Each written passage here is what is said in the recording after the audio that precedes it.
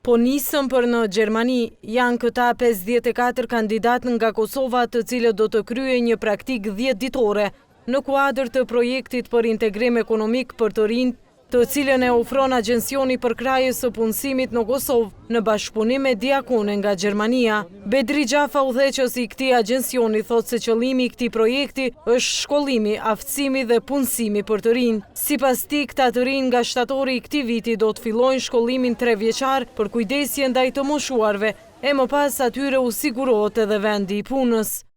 Dhe këta pastaj pas 3 vite i kanë disa mundësi. Mundësia e parë është të punësohen, të punojnë në atë vendin ku e kanë bërë praktikën, apo të ndrojnë punëdhënësin, apo të studiojnë, apo të kthehen në Kosovë.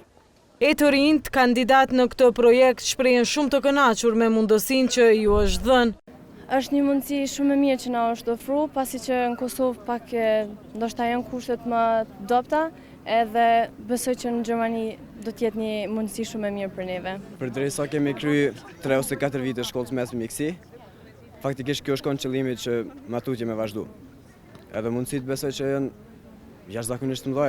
Qëllimi i këtij projekti është për kraja e integrimit ekonomik për të rinj. Ky është projekti i dytë i këtij lloji, përderisa në projektin e parë kanë qenë të përfshirë 27 kandidat, të cilëve ju është siguruar më pas 100% punësimi në Gjermani.